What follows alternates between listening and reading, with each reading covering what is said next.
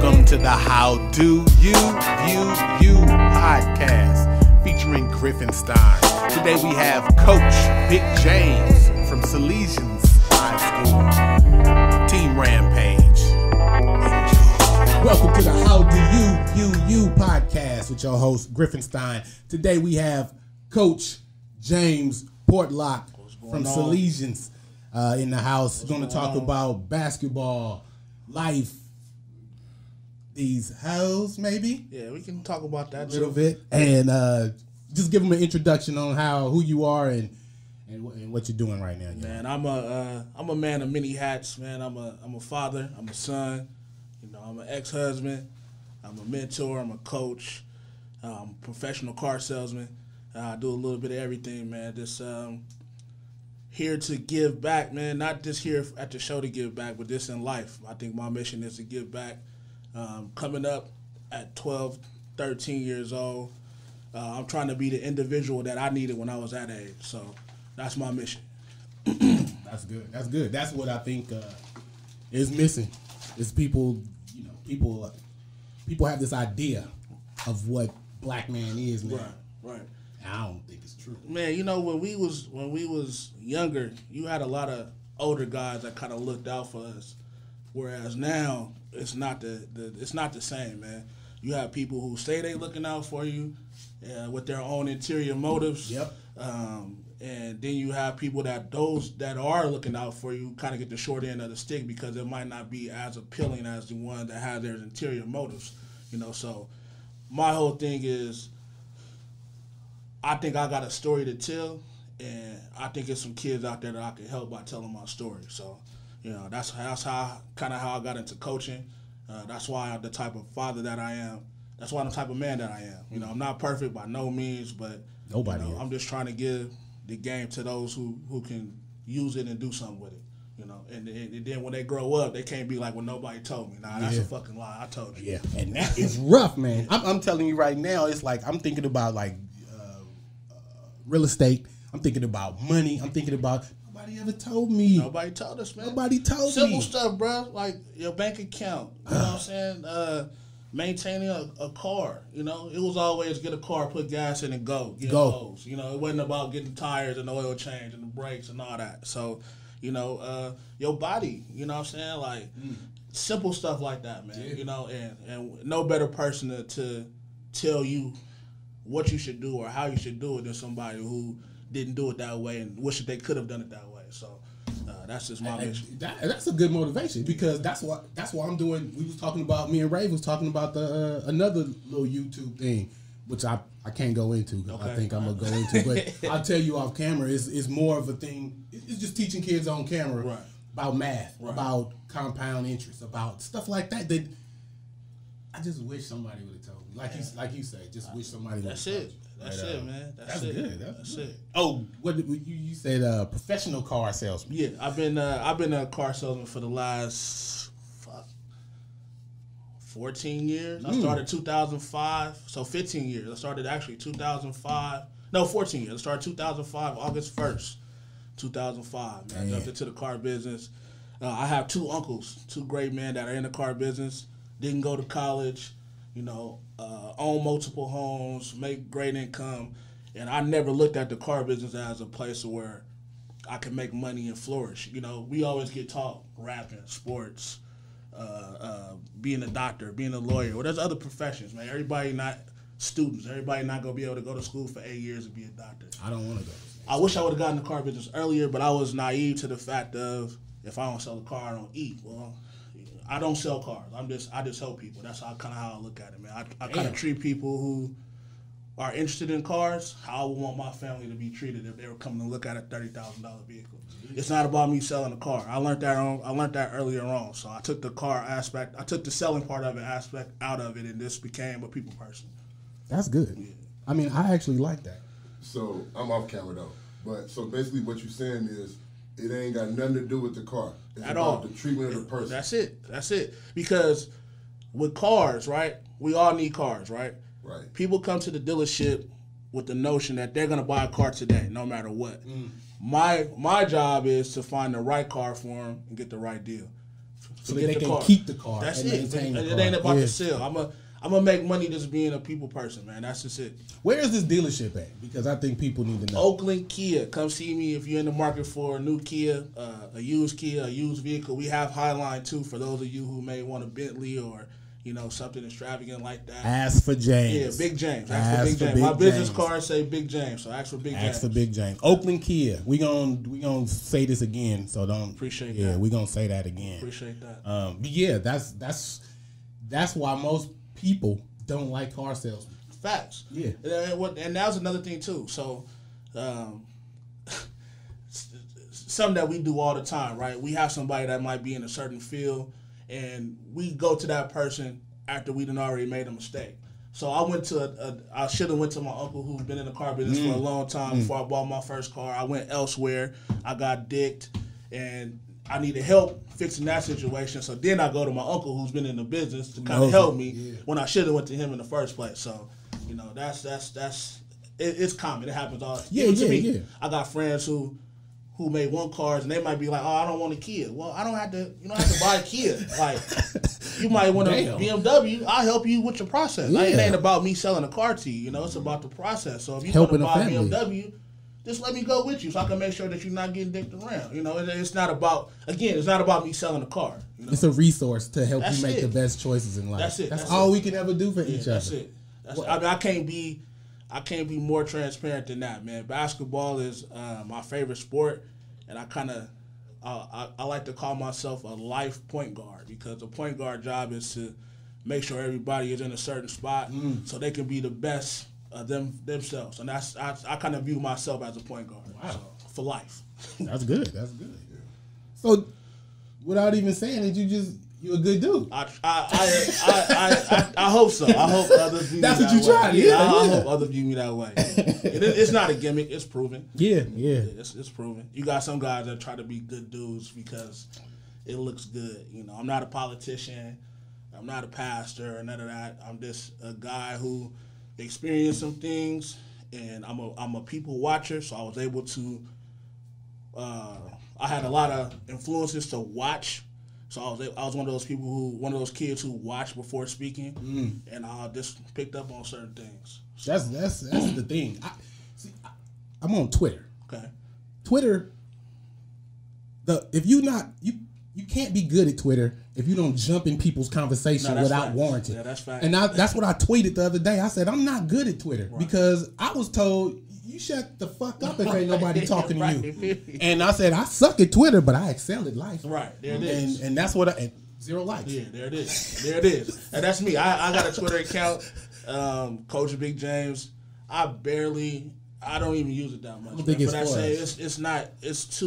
it's too impersonal. Yeah. It's too impersonal because you got anybody could just jump in and I'm always on the go. Instagram is a little bit better for me. And the only reason I got on Instagram was because that's where the kids are. Yeah. The kids are not on Facebook. The Facebook is for the older cats. That's what it seems like. You and I. The kids are on Instagram. So it was like I'm getting this motivation and I want to share it. Where do I share it? Well, I share it on both platforms, but it's more so geared towards the kids. There's some adults who need to be motivated. Yeah, I was just about to say, some people need to see what you're doing so they can start put themselves in service. I think that's the thing. People need to serve others. If you can serve others, even if you don't have to be everybody. Right. And I'm not saying go hug homeless people. Right. I'm just saying if you see somebody hurting or you see somebody need help, ask them if they need help. You might not even have to do it. Not even have to do it. Some people just like to be asked. The big thing that we all should do is just share, man. Yeah. Because people get information and they just hold on to it for themselves. And they might not even do nothing with the information. But just think about if you share some of that information. There's somebody out there who's going to be looking at what you post that's going to get something from it and probably can do something with it. I did that with my poetry. You asked me earlier off camera, did I rap? No, I don't rap, but I write poems. Okay. My grandfather, I found out later, I never met him. He died when I was 3-4 years old. He was a writer. And I always wondered where I got this gift from. And it comes out, it was in my blood already. But people don't share. People don't share experiences. information, you know, to where somebody else can do something with it. Yeah, so. yeah. Well, I'm gonna hit you up on that because after we finish here, I gotta talk to Raven about some stuff. But I'm finna walk down the street and back up and just take pictures. So what the book is gonna be is Book of Richmond with poetry on the other side. Dope. And why not? It's an ebook. I don't need anybody's permission to do this. Dope. You know, it's funny. It's funny you say that because I was, when you asked me to do this, I was excited because I've been wanting to get on one of these platforms, and I woke up this morning with the notion to document the day. So I documented, you know, getting up, you know, going to my daughter's house, getting her ready for school, dropping her off, you know, hitting Starbucks before coming here, coming down McDonald. I'm driving with my phone out, videotaping, so I can get some of the historic. It's some historic stuff on McDonald Avenue, man. Yes, you know, it's some downtown. historic. It's some Nicholas Park, you know, the Civic Center, LaJohnia Devon. Kids don't know old school Harry L's. You know what I'm saying? Harry L's. Man, it's just a whole bunch of stuff. So I'm gonna try to put a nice little video together. I got my phone off now, so I don't interrupt none of your technology. But, this all can be edited. That's the good thing about this. You usually have a thing right there, a Mac. Okay. So that's what she was saying. It's usually a Mac there. So that's what I was wondering what she was talking about. Yeah. So okay. if you did that, you can dump from here right to the Mac. Sit here, edit your shit, upload it. When you leave here, so you can do everything and we got. Yeah, that's dope. That's CoBiz. We had CoBiz, right? Yeah, whoever, shout out to CoBiz. Yeah. Whoever came up with this idea is dope. It's a dope idea. The atmosphere is dope. It was real professional. It was quiet. You know, for those of you in Richmond or just want to come visit the Richmond area and see what it has to offer, I advise you to stop by CoBiz and check it out. Yes. That's it. I'm a quick story on Salesians. So, I graduated high school from Kennedy. Back in '97, I fucking hated Salesians back when I was in high school. I hated it. Like, I went to Catholic school, so, you know, grew up in Easter Hill, raised by my mom, single mom. I kind of, my upcoming was kind of different, but my mom tried to send me to Catholic school. Went to St. Cornelius right here on McDonald. In 7th grade. Wow. We tried it, right? So, in my mind, I understood what my mom was trying to do. She wanted something better for me. You know, she wanted to show me that there was more than Coronado or King or all the other stuff that was out there, right? Yeah. Cortez was gone by then. Was it gone? Yeah, Cortez was gone by then. Okay. But I tried it. I didn't like it. Like, it was cool, but in my mind, it's like, Mom, we live in Easter fucking Hill. Yeah. Like, I don't want you to give your money, hard-earned money for me to go to school. Like, I could go. Let me go to King and we can do something with that money. That was I'm thinking like that at 12, 13 years old. Because my mom, you know, my mom just retired recently. Shout out to moms. Worked at Kaiser for 45 years. Jesus. And I'm talking about Kaiser in San Francisco. So this woman got up every morning 5:30, 6 a.m. Nigga, I'm 45. Yeah. I was born in 74. Since you been... Yeah. That's mine was at Kaiser, man. So that commute, man, from Easter Hill, no car. My mom don't drive, never had a car. So my mom would get up. What? My mom would get up 5:30, 6 o'clock in the morning, walk to Crossing. Remember on Crossing right there? By the overpass? By the tracks. You know where Owens is? Yeah. So right there on the tracks, there used to be a bus stop right there. The L bus that will go from wherever it came from, go right to San Francisco. Yeah. So she would catch that bus every day, man, for years. Wow. Go to San Francisco, to the terminal, catch another bus, take her to Kaiser. So shout out to moms, man. I appreciate you, moms. Yeah. So watching her do that, man, it was just like hard work was instilled in me. You know what I mean? Like, I fucking hated Salesians, man. So when it was on the football field and the basketball court when we played Salesians, I tried to give them all. I was like Jordan, like this is the championship. When we played Salesians in El Cerrito, it was a championship. I hated them. I hated them two schools.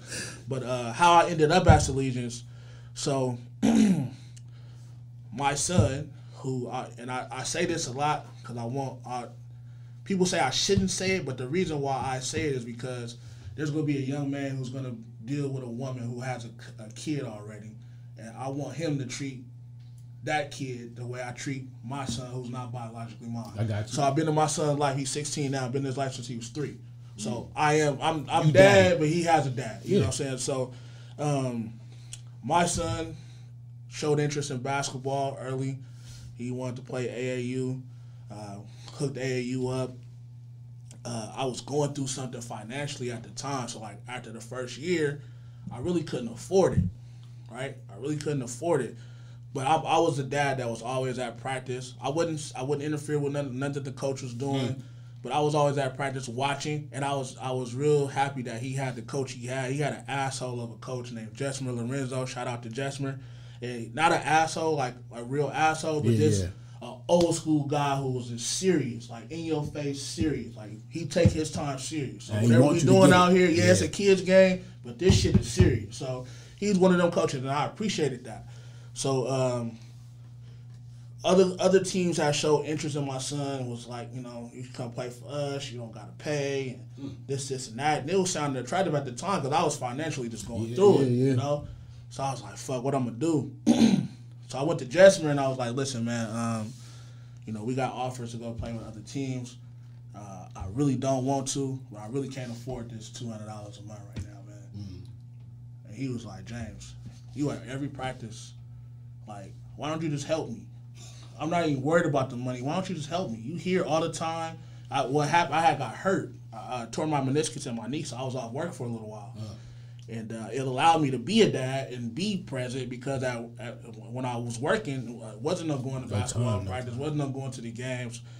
So he's like, just help me. Like that's your payment. Just help me. And that's how I kind of got into coaching. And 2 years later, my son was in the 6th grade at the time. 2 years later, I get a phone call from Salesians, you know, and I'm like, yeah, this is James. It's like, well, you know, would you be interested in coaching freshmen? I'm like, wow, hell yeah. At the time, Salesians a powerhouse. Like, hell yes, absolutely.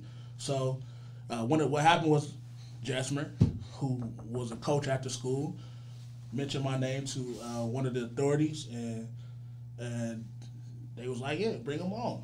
So that's how I got into coaching high school basketball. From there, it's been Salesians, baby. Everything, all Salesians, all day on mine. You know, on top of Team Rampage, I'm a valid, not valid. I'm a huge fan of Coach Bracey and what he does for his community out in Vallejo. So it only made sense for me to be a part of that when he asked me to, man. So, you know, I rock with Team Rampage to the heart, my boys. And that's just what it is. So how can people help the team? Is there like a fundraising thing coming up? TeamRampage.org. You can always donate to us to help out. For those of you who don't mind helping a real program that's trying to give back to the kids, I can't stress this enough, man. Bracey puts on for his city. And I wish we had a Bracey here in Richmond. I know there is a Bracey somewhere. I just don't know who it is. We'll find him. But, man, he puts on for his city. Everything he does is all about Vallejo. Vallejo. And at first, I used to look at it like, what am I doing? Yeah. I ain't from Vallejo, but it's like the message and the power of him giving back. You know, Nipsey Hussle, right? Everybody always talk about Nipsey and what he do for L.A. and his hood. Well, Bracey is that. You know, in the flesh, on a different level. So, wow, that's why I'm a part of Team Rampage, man, and I will forever be a part of Team Rampage. As long as it's around, I'm gonna help out. Oh, that's good. That's a lot right there. As long as it's around. So how can you make that here then? Can the Bracey be here? You would have to do it your own way. I would have to do it my own way, and it's possible. You know, it can be done. It just takes a lot of time, but more importantly, it takes a community. You know, and not just people, the right people. Because like we talked about earlier off camera with Ray, there's a lot of people who are invested in youth sports, but for the wrong reasons, man. It's not a money grab for Team Rampage, where you got programs that's charging parents $1,000 a session. Yeah, $1,000 a session. A session might only be 3-4 months. $1,000. Okay. People have it, and they give it to these programs, you know. And I'm not gonna sit here and name names of programs, because I don't want to be disrespectful towards the program. But there's certain people in certain programs who it's all about a money grab, man. So you parents, when it comes to youth sports, research, do the history, have a conversation, talk to somebody. you know, and figure out is your kid with the right program, because it can really make a difference in your experience with youth sports. Damn. So are we? So is that one of your goals to have a I would love to put Portlock Richmond. I would love to put Richmond on the map in some form. Team Rampage Richmond, you know. There's a lot of good kids that come out of here that don't get recognized because they get caught up in other stuff along the way. That's another thing. With Rampage, it's our message is it takes a village, and right now our message is we have a garden, because now it used to just only be high school. Now we have middle school, and we got good kids in middle school that's not only just good basketball players, but we got good students. We got good parents. We have, you know, everything is good right now, so we have a garden, and it's just growing. That's good. And that's all Richmond needs. Richmond needs... And it can grow from Vallejo to Richmond. It can. Yeah, because. But that's all Richmond needs, though. Richmond needs a garden, man. We got the Steelers. Steelers do phenomenal things. We now got the Cowboys. The Cowboys do phenomenal things. Who's next? You know, maybe it's Rampage or whoever, but there's a garden here in Richmond that we just got to put some water on and get it to grow. People are listening, people are watching, so I don't know basketball. I have never sat through a whole sports event ever. I don't think I've sat through anything. Maybe a fight. You used to play baseball back in the day, though. I remember we used to go to Cortez and play baseball, man. We used to pick up used to play, but I didn't. You know, I was cheating and all type of shit. I don't know them rules, man. I was just playing I couldn't sit. See, that's the difference. Playing is different to me than I can't sit and watch a baseball game. It's you know what? I wish I would have kept playing baseball. Baseball is probably the best sport, honestly. And I'm gonna tell you why. You can be 40 plus years old and still play baseball. It's not as physical as basketball. You're not constantly running up and down the court. It's nowhere near as physical as football or soccer. You know, baseball, there's a longevity in baseball that $400 million. That's all I got to say. There's somebody that's got to pay $400 million to play baseball. And you're throwing the ball, you're catching it, you're hitting it. I mean, but it's not as sexy as the other sports. So the kids in our areas kind of don't gravitate to it no more. You know, where when I was young, or when we were younger, baseball was big in Richmond. You know, you had it was huge. They had pony everywhere. Baseball was huge in Richmond. It's gone though. Now you got to go to Terre Hills. You got to go to Oakland, El Cerrito. Like, it's gone. It's not. Antioch even has it. Yeah, it's not like how it used to be, man. But baseball used to be huge, bro. It's just not as appealing, man. It's not as sexy for whatever reason to these kids. But if my son, if I could pick a sport for my son to play, he would be playing baseball. What about your daughter? Nah, my daughter, man, she can do whatever she want to do. Oh, okay. She can do whatever she want to do. So, do you think eventually it's going to be all unisex, or is baseball still too rough? Nah, it's not going to be unisex. It's too fair. It's not going to be an even playing field, man. And that's not to knock women and be like, oh, women can't, but y'all can't fucking play basketball like we can play basketball. You damn sure can't play football. No. You damn sure can't play baseball. So it just wouldn't be fair. It just wouldn't be fair. So is it fair for these people that? I think I saw you put a post like dude was riding a motorcycle racing bikes, and said his motorcycle identifies as a bike. So he killing everybody on the thing.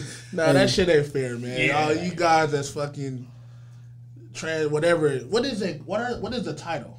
Trans. I don't want to offend nobody. Transgender? Transgender. So these transgenders who now identify as women to go participate in women's sports, that shit's not fair. And they nuking them. Yeah, if nobody can see that, I'm like, well, you want to be a champion? I know dudes that'll do that just to be a champion. That shit is gonna happen. Joanna Man is gonna happen.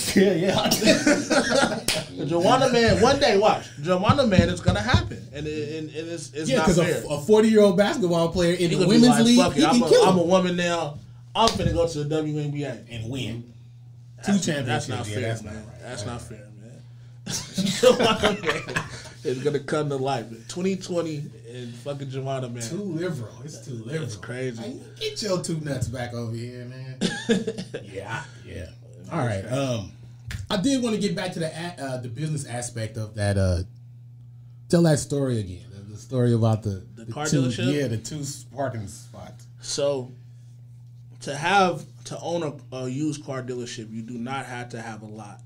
All you need is an office space with an office where you can lock up the paperwork. You don't, and 2 parking spots for your inventory. So any person. All you have to do is just like anything else, like getting a real estate. You take a class. You take a class for a couple of weeks. You pass the class. You get your dealer's license. There's a form you send into DMV. You get your license. You get your office spot with 2 parking spots. You're done. No excuse. You're officially a car dealership owner. Man, it's simple. But we don't know because people don't share. Somebody would have told. Yeah, some people don't. All that dope money. People don't share the information. Dudes, I remember dudes would go buy cars and let them sit just because they wanted to see. Right. People don't share the information, so you're right. All that dope money could have been, so it could be a real mogul out here by now, Yeah. But I made the mistake of.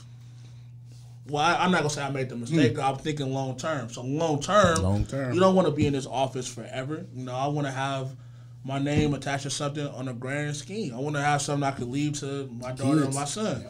So go get a lot. The lot wasn't as expensive as I thought it was gonna be. So it makes sense. Go get this lot, small lot. It held about 15 to 16 cars. Small office space as big as this room that we in. Probably twice the size of this with a bathroom. It worked. How I got cooked. Again, I told you earlier I could look at myself as the point guard of life, right? So someone, I won't say a friend, an associate brings me a customer. I'm gonna give him the benefit of the doubt. I don't know if he knew she had fake information, but she had fake information. I don't know this young lady from nowhere. This is someone that's being introduced to me third party. So fake license, fake job, everything's fake. Everything's fake. So sell the car, make the transaction, deal approved the loan, the bank hit me back 30 days later. So that money that I made, that $9,000 that I made off that one transaction, now I have to pay. I got to pay that back. Right. Shit. So, cut to, I sold a car that had issues. I didn't know the car had issues. It passed inspection. The customer had the car for a week. I'm a service provider, so I'm providing the service for someone. I want you to be happy with your transaction. So I try to take care of the car. Car ended up being a money pit. Ended up losing $6,000 on that. And another deal happened, and small business owner, you're cooked. Yeah, it only take about 2 or 3. You cooked. So I had to humble myself and go back into the car business as a salesperson, which wasn't a big thing for me because I am a people person. So I knew I can get a job wherever. And I was able to go back to where I was. I had a huge customer base, so it all worked out at the end. I just kind of went into the ownership thing a little bit too early. I should have pocketed a little bit more collateral first and then went in. Because them hits wouldn't have hurt you. It wouldn't have been as bad. It wouldn't have been as bad. So there's no insurance? There is, but as an owner, it's your responsibility. Oh, shit. You are the I am, right. It's you. Damn. Yeah, so, that's rough. Yeah, so is the plan ever to get... Absolutely. Yeah, absolutely. But this time I'm going to do it the right way. I'm going to do it. I might have that office space a little bit longer this time. You build up the money. That makes sense. Is there any other business ventures you thinking about, or my biggest dream, and I'm big on dreams. My biggest dream is to be a college basketball coach. So that's very attainable. Yeah, not necessarily.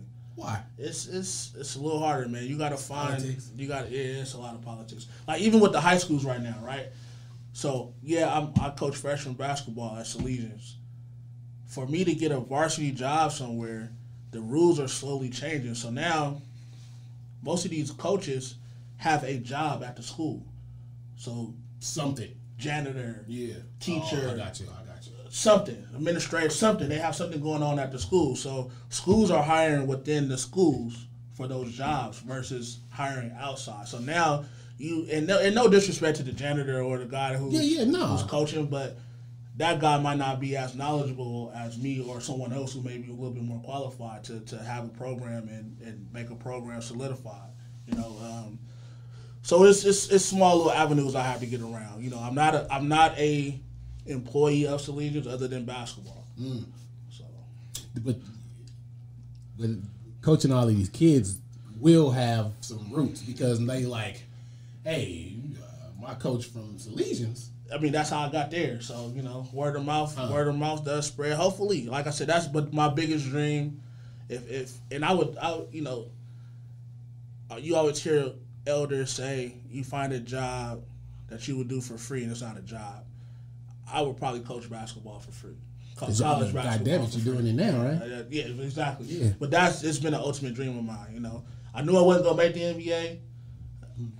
So be it. What better guy to coach? You know, those who can't do coach. Yeah. That makes sense. I think, but I feel like that's still attainable though. You saying any college, or you talking UNLV? I want a D1 school, okay. Like San Jose State, you know, Sacramento State. I want to be somewhere, and my whole reason for wanting to have a college job is because year after year after year, I see high school seniors who are not getting a fair shot to go play college basketball for whatever reason.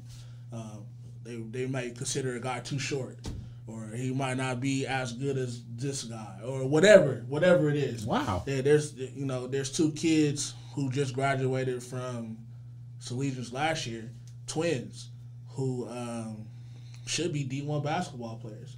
I mean, they played the top player in the nation, who will probably be an NBA #1 draft pick next year, and help shut him down. So you mean to tell me if they can, and they're, you know, little guys, 5'9", 5'10", if they can guard this 6'7" dude in high school, the #1 player in the nation, you mean to tell me they can't do it at the college level? So it's just for their stories and stories of the similar to it, why I would want to have a small college coaching job somewhere. Yeah. You know, San Jose State, where I can get these guys from our area to go to college. There's so many kids, man, that get looked over because of whatever, the area they're from. They might not be as tall. They might not be as knowledgeable. Whatever the case, whatever it is, that don't get a shot. I would love to be the guy to give them a shot. You know? At least get them looked at. Yeah. I'm going to give them a shot. You know what I learned? Niggas hate Richmond. Yeah. Richmond is... I did. No, it's real. I mean, and it's nationwide. It's real, bro. It's real. I don't get it. I personally don't get it, but it's fucking real. There is a little bit of hate from Richmond. You go anywhere in the Bay Area and you say you from Richmond, and everybody's face will change. Yeah. Everybody's face will change. They will look at you. You don't seem like... I get it from all the time. You from Richmond? Yeah, nigga, I'm from Richmond. Like, you know, it's Richmond has a bad reputation. We still suffering to this day behind that reputation, man, for whatever reason. But the funny part about it, the people who don't know the history about Richmond, back in the day, Richmond was one of the places to be. We had the port. Yeah. You know, we had all these good jobs. Rosie the Riveter. Yeah. All that shit was right here in Richmond, man. People don't even know the history or the knowledge behind Richmond, right? Even still to this day. Yeah, they don't. Even still to this day. You know why Point Richmond is what it is? It's because it's right there on the water. And the ports. Best place in the Bay. It's right there. And, you know, white people are slowly buying up North Richmond, Central Richmond. They're buying all this shit up because the property value is down. They're going to buy it up, raise the property value, and they're going to be gone. And it's going to be a revolving circle. I had I was laying in, I lay in bed and think about property. Right. So that's what you want right now? That's what I think. That's what I'm going to do. So what I tried to say, because I keep saying, yeah, and these white people stealing the land from us, and then I thought about it. I was like, not really stealing it. Nah.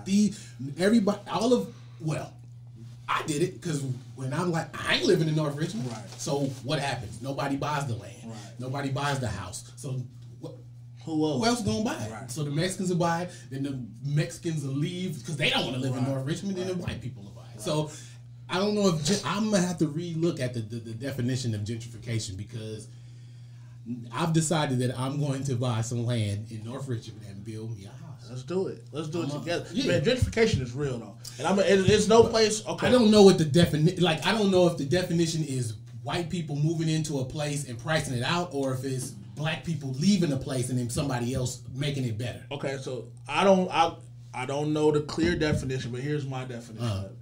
To me, gentrification is the higher entities making certain shit happen in certain areas to drive the property value down, so they can come behind it and buy that property and build it up. Because where I work at in Oakland, so I've been at that store for since 2015. All around there, they just start building these fucking apartments and condos. I see that, man, dude. 500 square feet. How much you think it is in Oakland right now, downtown? Can't be more than 300. 500 square feet a month to rent. Oh, to rent. Oh, I thought you meant 300,000. Oh, 25. $2,900, bro. 29 Ain't right this 500 square feet? Now this is more than that. This is less than 500 square feet. But 500 square feet, bro, right now in downtown Oakland. And what is that? 100 plex? Most likely, most of them are that and more. $2,900, dude. And I'm talking about Broadway, the old auto road. Yeah. Because they moved people. All that shit is gone, man. All that shit is gone. So even those older buildings, so in between the avenues, like in between Broadway and Telegraph, there was a lot of old historical buildings that people was living in old apartments and whatnot. That shit's gone. They built new apartments. $2,900. $2,900. It got to be a word for that. It's crazy. Gentrification. That's what it is. That's what gentrification is. I gotta look it up. Gentrification. I gotta look that up. There's another word for it. Urban renewal. That's what they calling it. But that's the new word for. That's the new word for. The true word that is urban removal. There it is. Urban removal. There it is. And the thing is, they've been telling us for the longest how to get our shit straight. But we know too much. And since we know too much, we don't want to listen to nobody. Right, there it is. We teenagers, huh? Hey, so here's a good way to watch it. Just watch it, and then I want you to think about what I'm about to say. As the homeless migrate and shift, right? So let's say homeless is here right now. Well, as they push them out and push them here, they're gonna buy this shit up because the homeless ran it down, right? So they allowed the homeless people to camp and do all that shit, whatever they was doing here, right? Till it got to a certain point where nobody wanted to do business there or whatever. They go. Now the homeless goes this way. Now they buy this shit up and they build up. I watched it happen in Oakland. It's like the goats when they put goats. Exactly. Yeah. It's because when I first started working in Oakland, I was depressed going to work, bro. I was living in Hilltop. I'm driving to Oakland. I get off on 27th Street. I make the left going up towards Broadway. Right underneath the freeway, you got big ass and homeless camp. Yep. For years, for like 2-3 years. It's gone now, and it's gone because they built up that area. So we got to get them out of here to make it attractive. So when these white people come home, and I hate to put it all on white people, when these motherfuckers who can afford $2,900 a month for their 500 square foot apartment, I guess so. When they come home, it looks attractive. They're not driving through all that fucking cesspool to get home. It's a trip, bro. Goddamn. It's a trip, bro. Goddamn, I'm telling you, watch the homeless. Watch the homeless. So right now, I know there used to be a big homeless encampment over here off of McDonald. Just watch. Just watch. As the homeless shift, shit's gonna start being built up. Just watch. I'm hoping that we can. So that's my new mission. So I gotta go to. I don't gotta go. I'm going to a Buy Up Detroit. Okay. Thing. Her name is Asia Denson. She's a construction thing. Anyway, I wanted to go out there, buy. They say you can go buy some shit for like $30,000 out there. 32, yeah, 32. But you got to rehab them, so you probably got to spend another 15, 20. But I can go out there, do what I got to do, fix their neighborhoods also, because I'm for people. Right. Detroit just felt like a black city. I was going to go do Wisconsin or Milwaukee, Right. but I was like, I want to help Detroit. My family is from Detroit. Some of they all moved from when they left Richmond. Yeah, a lot of people was from Detroit. They went to Detroit, and so I got people out there. So that's what I want to do. But that money, once I pay for that and pay for a couple one grocery store out there, I want to come back and buy Richmond up and do the same thing in North Richmond. So that's why I say, when you see me hashtag 750 funding mob, that's what that is. 750 is your credit score. Okay. Everybody got to get a credit score. Right. We have to fix our credit. Facts. So once we all fix our credit, then everybody you can get a loan for whatever you need to get. You just made me think, because when I first got to Oakland Kia, I'm a veteran in the car business at the time, right? So all that was coming through there was just horrible credit. Yeah. So even within the last 2 years, you don't see bad credit. We see bad credit as 650. That's what we consider bad credit. 650 is bad. Oh, I mean, as far as our customer, that's the customer worst. base I has got changed. you. I got you. So as the environment you. changed, also the customer base has changed. So now everybody's 700, 890. I seen an 890. I didn't know it went to that. I seen an 890 the other day. I seen an 850 was the other day. highest. Nah, man. I saw an 890 the other day. 879s. 849. Like, it's good credit out there, and that's who are the consumers right now. Of they can get anything. Of big stuff, exactly. Because they can get what they want. But whereas back in the day when I first got in the car business, it was more 600, 650s buying cars. 530s trying. Yeah, trying. Yeah. No doubt, $1,000 down for it. 500 right now, 500 later.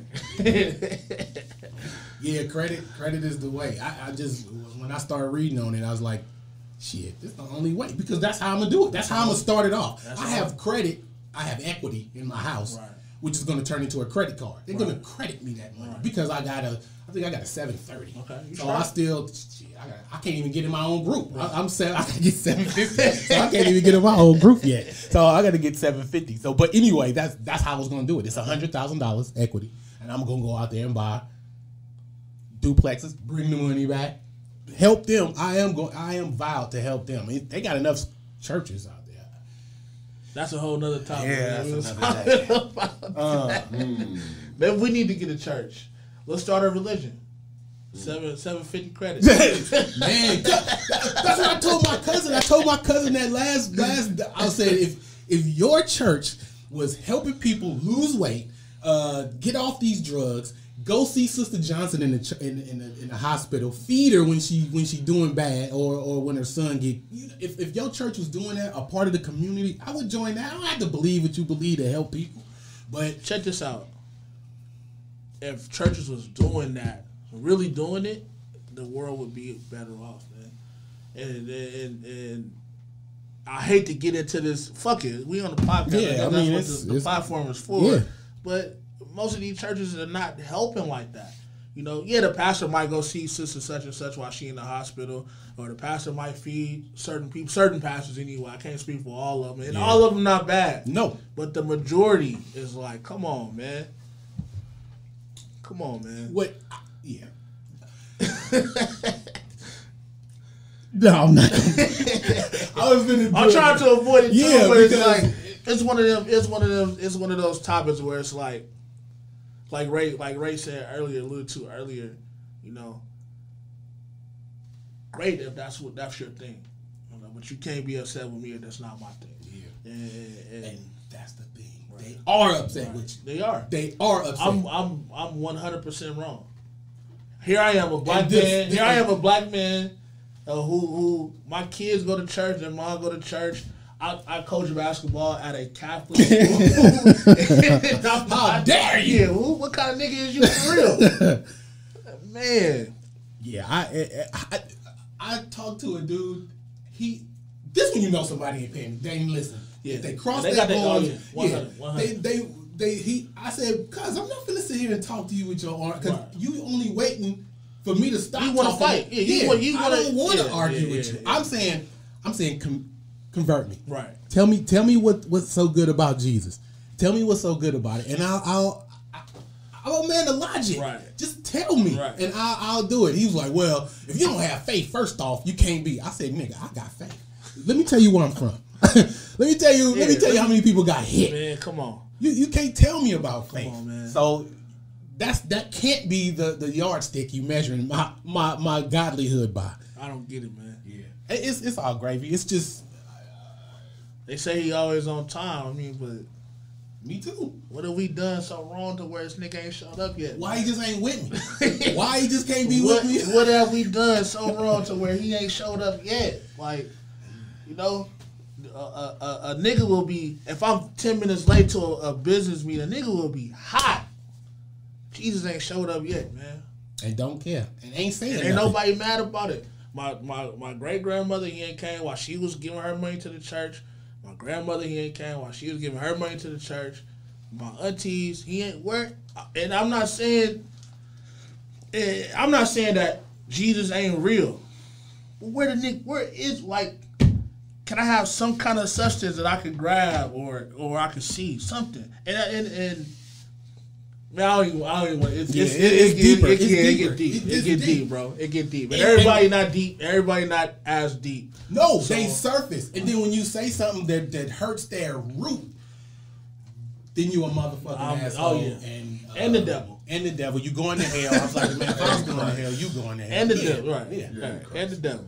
So it does get deep. And for Rave's podcast, we probably gonna have I really would like a pastor that's not pimpish, but really knows the word, and he can talk back and be like open minded. I don't even have to go into all that. I just need an open minded. That word don't mean nothing to me. And here's why, right? I'm a man who said many things. So my word to these females who I used to run through or whatever might not be nothing. So the word has been changed so many different times, to suit needs. Who the fuck word is it? It's a white man. Like whose word is it? King David. King George? What was his name? Why? King James. King James. Well, why are there so many different versions of this Bible that allegedly came from one source? Why is it 25 billion different versions of the Bible? So people can get their money out of it. And what's the publications? How you say that word? Yeah, publications. Yeah, publications of this book that's generating profit. Why are there so many different versions? Kanye gonna write a Bible. And you know what? It's sad too. I love Kanye West. His genius is of music. I love. I don't know the man personally, obviously, but this is like, dude, come on, man. Yeah, I think he's gonna write one. I think Joel Osteen already wrote one. I think all of Creflo Dollar wrote, because you gotta sell it. I think if the money was away from it. Yeah, but you just hit it on the nose. You got it. They selling Jesus. That's what I feel. So don't be mad at me for not being a consumer of it. Virgin at that, because words mean different shit at different times. Virgin at that time meant unmarried woman. Not a virgin like we think that haven't been penetrated yet. Virgin at that time meant unmarried woman. So she was a woman who got pregnant, who wasn't married. She would have died. They would have killed that motherfucker. You can't be a baby mother. Right. Yeah. Well, so why would God did it? You can't kill a son of God.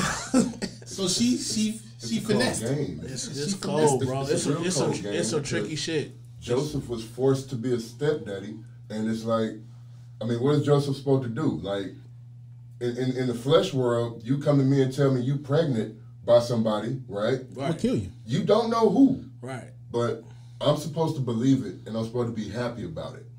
That's some cold stuff. Yeah. She was a pimp. She was He was a stepfather. Joseph was a stepfather. Right. You know what I mean? But then, like. But God never had to take care of his son. Even how we got it, like, was our African ancestors, were they praising Jesus? Negative. We praised. They praised God, who was the son, right? We praise what gave us sustenance, not Jesus, right? Yeah, no. So when the fuck do we get Jesus? When the white people. When we got sold, because there was some African tribes. So all those slaves was not stolen from Africa. Some of them was sold, right? That's a part of that. That's a part of that dynamic in Africa. Yeah. tribes, the most powerful tribes run shit. So that's what they did. They sold some of us. Some of us got stolen. And to keep us mind fucked, here's this white man who looks like me, who's gonna save you. I'm giving you, I'm destroying your life, your world, and giving you a savior. And I'm giving you a savior who looks just like me. Ooh, if that ain't pimping, nigga. If that ain't That's pimping, crazy. That's pimping. That's crazy. That's crazy. But that subject is deep. Yeah. Anytime. That subject is deep. Definitely coming. Is there anything you want to say to the people, like, you know? Well, to the people, first, I just want to thank you, brother, for giving me an opportunity to be on the platform, man. I was at home last night thinking about the history that we have. Like, I brought up the playing baseball in Easter Hill. And, man, do you remember that time? We talked about families, right? Mother, father, and how there may have been mother-father situations where in our neighborhood where we were at, but it wasn't the ideal mother-father situation. Not all the time. You had a man and a woman in the house who had issues and who had kids, and these kids had to suffer behind one of the two of them issues or both of their issues. In your house, it was a little bit different because I remember looking at your house. I could see y'all fucking front door from my bedroom your window. I can remember times looking at y'all house like, man, they got both their mom and daddy. Yeah. Like, that's crazy. Yeah. That's crazy. I didn't think nothing of it. Then there was that time where your mom and your dad and that fucking wagon, that van that they had, that was it the green one? Was it the green one? I don't remember what color it was. I just remember y'all had the station wagon. Yeah. Man, y'all loaded us up in the station wagon.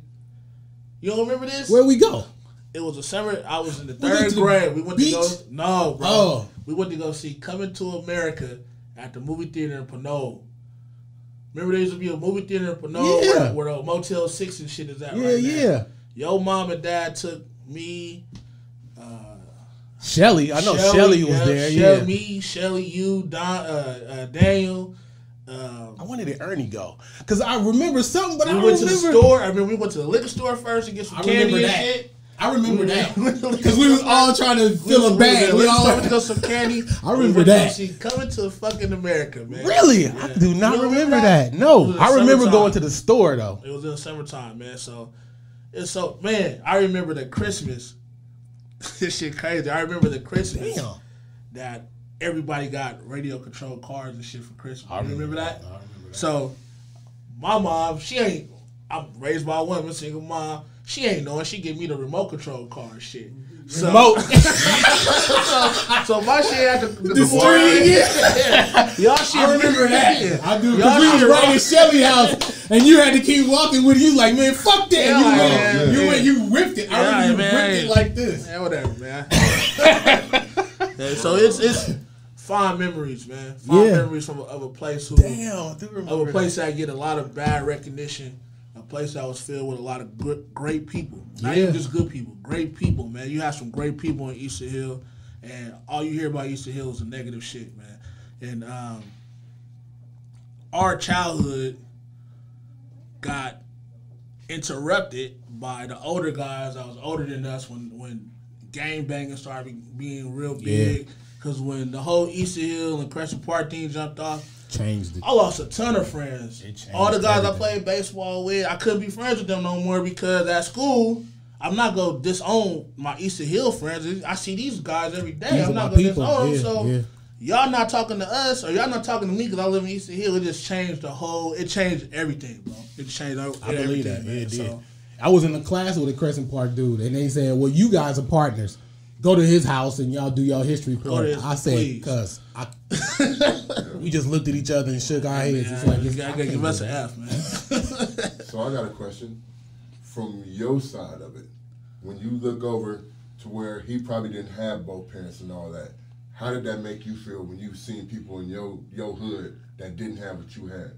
Not cars and stuff. I didn't even think about it that way because I didn't go without. Well, he died like maybe 3-4 years later, but I didn't even think about it. I remember his uncle used to pull up in a police car, bumping Sir Mix-a-Lot, Iron Man. That's the first time I heard Iron Man, the Iron Man remix. I don't like metal, bitch. Don't like. said, who is this nigga in this car? Super thug cop. Yeah. I was like, man. So I don't think I ever thought about it because my father was people's father. Right. My father was around there. He was like, he saw the drug dealers. He say, Nick, come here. He said, why are you spending your money on shoes if you trying to sell drugs? Right. He said, if you're going to sell drugs, keep that money and put it up and do this and do that. And, you know, some people be like, nigga, what you talking about? But nobody was disrespectful. No, nobody was disrespectful. Nobody. Your pops had a lot of respect. And that I remember. That's how you know he was real, though. Yeah. Because it's like, them young boys was getting money, man. Yeah. Money. I'm not gonna name no names, but there was some hitters back in East Hill. It was almost like a movie. Yeah, it was. They would run up the cars with their hands out. Bro. Police was in nowhere. I just didn't believe it. It was, bro. And he would my father would tell us. He would tell all of us because we would sit on that either that rock Fucking on that rocks, side. Yep. He would say, "Man, look good, but watch when these police come through. Or watch this. Lo and behold, summertime will come. These niggas go to jail, be gone for 6 months. Everybody be gone. So it wasn't. But nah, I didn't really think about it. Yeah, that was a good question, right? For real, that was a great question. But nah, man, I just wanted to say thank you, man. It really means a lot to give me my first opportunity to do this, and I'll come back anytime the time prevents, man. What you doing is good, brother. Because like I said, like I talked about earlier on, people don't share the information. And that's all we do. People will sit down and watch Love and Hip Hop, but won't listen to anything constructive or, listen to something that's real and honest and heartfelt. But they'll watch Cardi B and all this other shit and fuck shit. You know what I'm saying? It's like, come on, man. So I appreciate that, man. It's all good, and that's why I say, if whatever you want to do, let me know. I'll try to make it happen. It's all good. If it's this or if it's anything, because we finna do the movie. Like I say, the poetry, all of this. I want to be a part of that. Yeah. I want to be a part of that. It's a lot of stuff going on, and another thing was what I was. We post stuff, and then you sit there and you say, "Nigga, I'm trying to tell you something that but people don't look, and then they don't want to pay attention, and then they just dismiss you. Oh, this nigga crazy. This nigga crazy. Nah, I'm not crazy. Y'all niggas asleep. Y'all niggas asleep. And these, I don't know why I'm whispering, but these fake ass woke people that say these MOTEPs and all these inshallahs and nigga, what are you doing? What are you talking about? You're not even doing anything, and then point a finger at you because you gonna let the white man get over you. I'm trying to help. If my aim is wrong, tell me. Right. We can true it up together. Right. But you just pointing the finger and saying, "Oh, nigga, you need to do better." I said, we out here doing better. That's the thing with social media too that I don't like, because social media has taken the simple grown man approach of sitting down and having a conversation out of context. And it's disrespectful. Now you got to jump on my post and write a fucking book about something that's not as deep. I wasn't even going deep with what I was saying, but you see it and you take it a certain way because you don't want to have a conversation with me like old school men, right? To where you can understand what I'm saying, and now you got to write a book on my post about nothing. And then say that's it, and then don't say that. And then I belittle me because I might not respond or whatever. It's like, come on, man. Social media is for entertainment. Some of it is enlightening. I post some funny shit. I post some real shit. But it's just a matter. It's a balance, and you gotta have a balance, man. But that's what people are. Yeah, it's a balance. You can't have. Yeah. But it's nothing beats this. Nothing beats sitting down and having a conversation as men. Because this is gonna be a lost art, right? But these younger people don't even know how to talk. They really. don't. Yeah, they don't. And then and if you talk to them a certain way because they're not used to being talked to, it's disrespectful. I deal with that as a coach. I deal with that as a coach. I could tell both. Both. Worse. I could tell a kid you're fucking up, and he'll be like, "You can't talk to me that way." Why are you hurting? Why you cussing at me? I'm not cussing at you, sir. You fucked up. I'm just telling you messed up. Which it's okay to mess up, but here's how you correct it. Yeah, as long as right. Yeah. And then it get to the parent, and it'll just be, "Oh, you cussing at my kid? How dare you?" It's like, come on, man, stop. That's why our practices are closed. No parents allowed. I think that's good. No parents allowed. No kids, no students. It's just us because the lost art of teaching the youth is gone. You know, so most of them kids only have a coach or a teacher or a whatever they look up to. You know what I'm saying? Most kids don't have a man that can give some information, man. So man, this shit can go on all day. Yeah, man. That's why this shit can go on all it's day. It's ridiculous. We probably need. I don't want to rent no place out, but we almost need an audience. We almost need an audience where they say. So, what do you think about that? A woman with like a discussion table. Yeah, I mean like a townhouse meeting or whatever. I think so. Because that would make me nervous. But I'm with it. How else you gonna get how else you gonna get the dialogue out there? I don't even want to say truth because you start saying truth. Right. As soon as you say truth, people try to find holes in it. Instead of listening, they look at it as a religion, right? That's what they do. They look at it as a religion. The truth. What you talking about? Yeah. So no, I'm with it. I mean, man, I would love to sit down with you brothers and come up with different topics and talk about whatever needs to be talked about. I'm with it, man. Yeah. And like we talked about earlier, as far as Bracey with Vallejo, shit, we could be what Richmond needs for Richmond. We ain't got to start with the youth. We got a lot of young-minded 40-year-olds out here also. So do you think that's a waste of time? Because I don't know if I was talking to Ray, but I was talking to somebody like I got to head it off at the pass. I feel like I have to head it off at the pass, and maybe that's a 10-year-old, maybe a 12-year-old, or is a 12-year-old set? You know better than me. Is a 12-year-old set? Okay. Because I think a 40-year-old. I mean, and it is open-minded 40-year-olds, but not many. I don't know them. It's not a waste of time. I'm gonna tell you what the problem is with the 40-year-olds. The 40-year-olds didn't have the benefit of having someone who they trust, who show a vested interest in them, that give them some information. Everything might have came from somebody that was fucked up. So it's like it comes in one ear and out the other ear. Man, you beating on my mom. I ain't got. Why would I listen to you? You know what I'm saying? Mama, you smoke dope. I ain't listening to you. Or granny, you at the casino all the time. You know, mama gone, daddy gone. You at the casino. You don't feed me. Yeah, so it's like you don't know a person. Yeah. You really don't know what a person's dealing with when they at home, man. So it's like I don't think it's a waste of time. I think we could probably spark something. If what I've learned is if one person benefit from something that I said, it was worth it. Because if each one teach one, that's it. Yeah, that's it. All right, well, that I like it. This is it'll blow up too quick though, because you know when it's like an onion. It's like you start, you be like, well, this ain't really the good onion. I got to keep going. So I think it's more of a. But we can do it if we can put the work in. Man, I'm with it. Whatever you want to do, I'm down. Damn. Yeah. All right. Whatever you want to do, I'm down. Even if it just started off with 5, 6 people, it don't have to be a whole. Just start off with some 5, 6 people and it grow. It's as long as we start. That's the number one. That's the number one lesson that I learned in life. That's the. As long as you start. You said you was talking about the weight shit and you mentioned something about that last week, I think. Yeah. And I was like, man, I feel you because I know I'm fat. That's a struggle with me every day. Yeah, I'm fat. I'm sexy though, but I'm fat. But still, people don't understand that fight either. Like it's a fight, bro. It's a fight. But yeah, as long as you start though to do something. So as long as you start to eat different or to start to get a little bit more active, it ain't about. Remember, it's long term. It's long term. You got to start though. You got to start though. Damn. Yeah. This is gonna get deep. So the main thing is getting people off the. The main thing is getting people off the starting line.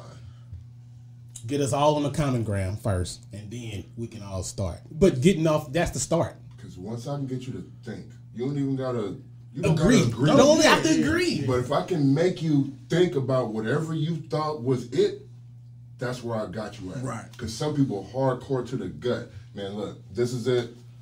Genesis 16:28. Right. This says it, so this is what it is. Yeah. Okay.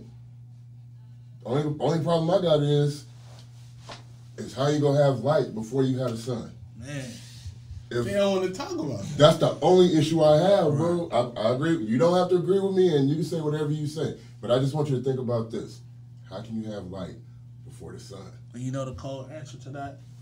There is no answer to it, but a motherfucker would sit here and try to fight that. And if you could think logically, there is no rebuttal to that. But a motherfucker would try to. Yeah. What about this? What about you this? don't have faith. And God made the light from his chest. All you got to do is say, you know, you're right. I still believe in Jesus. This book has flaws, but in whole is doing. And that's the other thing. If this book is helping people, or if these churches can help you lean on stuff, and you can help other people be something better than what they are, I'm all for it. Just stop judging people. Right. Stop condemning people to hell, or leaving people in the dust because you deem they're unworthy. Like the 5'9". Right. These raw ass niggas, you see, oh no, you too short. Oh, you too black. Oh, you too this, you too that. Oh no, you might take my position. And you know what? Just to touch on that, so the 5'9" kid posted on Instagram the other day. He had a official visit at Sacramento State. Now, he graduated high school last year, goes to junior college, somewhere not in California, and had a visit at Sacramento State, who's an hour away, and was able to watch this kid for 4 years. And didn't. It's like, slap me in the face, why don't you? So now they can say they found him. It's a trip, bro. That's why. I want to be in one of those positions, man, to where Is Sacramento State what you said? D1. It's D1. D1. Yeah. Sacramento State is a D1 school, and no knock to Sacramento State. My son is is being recruited and all that, but real is real, man. Real is real, and I'll stand on that. It's like it shouldn't take for a kid. And granted, some kids may need junior college because they're not mentally prepared. They're not physically prepared. I believe that. But this kid, you can't go change his physical stature. He is what he is. Right there. He is what he is. You're not gonna change his physical. He already buff and solid, but he's not gonna grow. So junior college is not gonna grow him.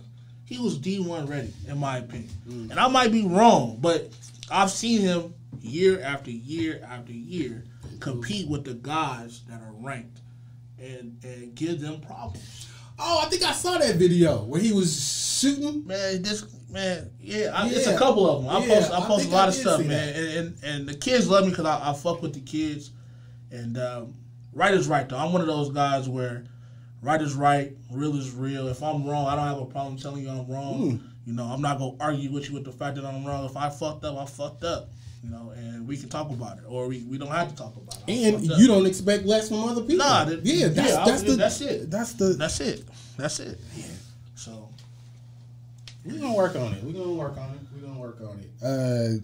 That has been your episode of How Do You View You with Coach Portlock, Coach James, Big James. Yes, if you in Oakland, yes, sir. Get that Oakland Kia, Big James, come see me.